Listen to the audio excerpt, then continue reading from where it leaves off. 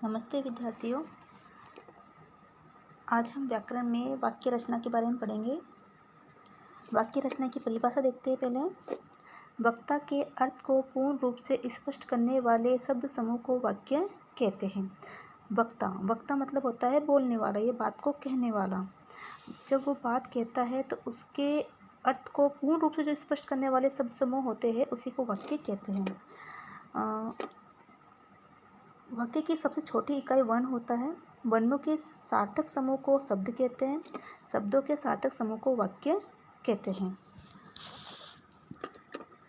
देखो उदाहरण देखते हैं। सीमा बाजार जाती है। सीमा बाजार जाती है ये एक वाक्य है। इसका एक सार्थक अर्थ निकल रहा है। इस वाक्य में सीमा कर्ता है, बाजार कर्म है, जाती है क्रिया है। अब देखते हैं वाक्य के अंग। वाक्य के अंग दो प्रकार के होते हैं। पहला है उद्देश्य, दूसरा है विधेय। उद्देश्य का मतलब होता है कर्ता।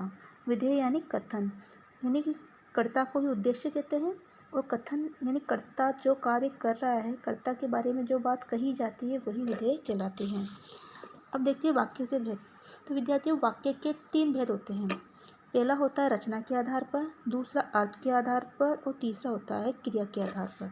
तो यहाँ हम रचना के आधार पर देखते हैं। तो रचना के आधार पर वाक्य के 3 भेद होते हैं। सरल वाक्य, मिश्रित वाक्य और संयुक्त वाक्य। अगला है अर्थ के आधार पर वाक्य के भेद। तो अर्थ के आधार पर वाक्य के 8 भेद होते हैं। पहला है निषेधात्मक वाक्य, प्रश्नवाचक वाक्य, आज्ञावाचक वाक्य, विस्मयादिबोधक वाक्य, इच्छावाचक वाक्य, संदेहवाचक वाक्य, संकेतवाचक वाक्य, विधानवाचक वाक्य। तो इस प्रकार ये वाक्य कितने भेद हो गए? अर्थ के आधार पर 8 भेद हो गए। अगला देखते हैं हम उद्देश्य और विधेय। आज हम वाक्य के अंगों के बारे में पढ़ेंगे। तो वाक्य के हमने पढ़ा, वाक्य के 2 अंग होते हैं, उद्देश्य और विधेय। तो उद्देश्य क्या होता है? उद्देश्य होता है वाक्य में कर्ता ही उद्देश्य होता है। कर्ता यानी काम को करने वाला, तो उसी को हम क्या बोलते हैं? उसी को हम उद्देश्य के नाम से जानते हैं। वाक्य में जिसके संबंध में कुछ कहा जाता है वही उद्देश्य कहलाता है। अगला है विधेय। विधेय मतलब होता है उद्देश्य के बारे में जो कुछ कहा जाता है वह विधेय कहलाता है। मतलब कर्ता के बारे में जो कुछ कहा जा रहा है वही विधेय कहलाएगा। इसको हम एक उदाहरण से समझते हैं। रमेश पुस्तक पढ़ता है। देखो रमेश कौन है यहाँ पर? कर्ता। कर्ता का मतलब हमने क्या पढ़ा? कर्ता यानी उद्देश्य। और पुस्तक पढ़ता है, पुस्तक पढ़ता है मतलब विधेय। तो कर्ता रमेश है, कर्ता के बारे में क्या कहा जा रहा है कि वह कर्ता के बारे में कहा जा रहा है कि पुस्तक पढ़ता है। तो ये वाला वाक्य जो है पुस्तक पढ़ता है ये तो कहलाया विधेय, और रमेश क्या कहलाता है? उद्देश्य कहलाता है। अगला देखो, उद्देश्य और विधेय एक एक पद के भी हो सकते हैं और एक से अधिक पदों के भी।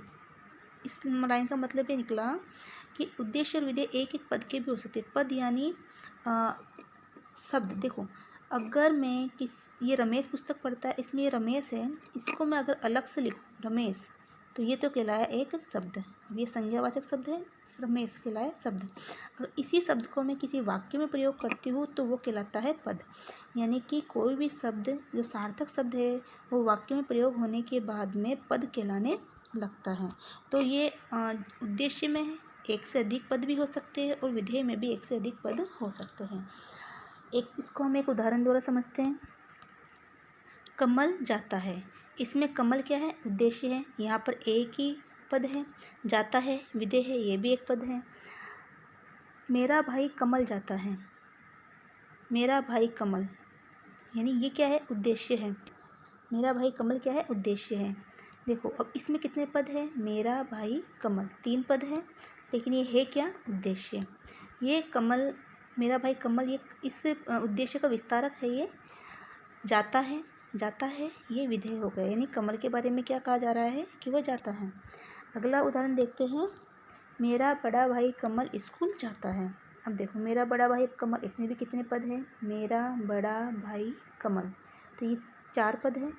ये किस किस से संबंधित है? ये उद्देश्य से संबंधित है। यानी कार्य कौन कर रहा है? मेरा बड़ा भाई कमल कर रहा है। स्कूल जाता है, जाता कहाँ है? स्कूल। तो मेरा बड़ा भाई कमल के बारे में क्या कहा जा रहा है? कि वह स्कूल जाता है। तो ये तो हो गया उद्देश्य यानी कर्ता। कर्ते के बारे में जो कहा जा रहा है वो उद्देश्य कहलाया। कर्ते के बारे में जो कहा जाता है वो विधेय कहलाता है। अब इससे संबंधित अपन एक कुछ प्रश्न करते हैं। मोहन बाजार जा रहा है।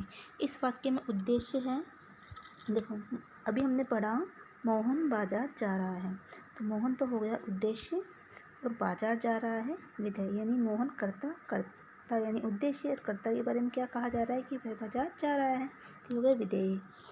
अगला, उद्देश्य व विधेय किसके अंग है, तो हमने पढ़ा उद्देश्य और विधेय वाक्य के अंग है। अगला देखो, वाक्य में कितने अंग होते हैं, तो हमने पढ़ा वाक्य में 2 अंग होते हैं। कौन कौन से, उद्देश्य और विधेय। राधा खाना खा रही है, इस वाक्य में विधेय है, तो इस वाक्य में विधेय यानी कर्ता के बारे में कुछ कहा जा रहा है, उद्देश्य के बारे में जो कहा जाता है वो विधेय, जो हमने पढ़ा है अभी। तो राधा कौन है, उद्देश्य, और उद्देश्य के बारे में क्या कहा जा रहा है, ये खाना खा रही है, तो यही क्या कहलाया, विधेय कहलाया। तो मैं उम्मीद करती हूँ कि आपको ये सब समझ में आया होगा। इससे संबंधित आप और अभ्यास प्रश्न कीजिए और वीडियो को बार बार देखिए। धन्यवाद।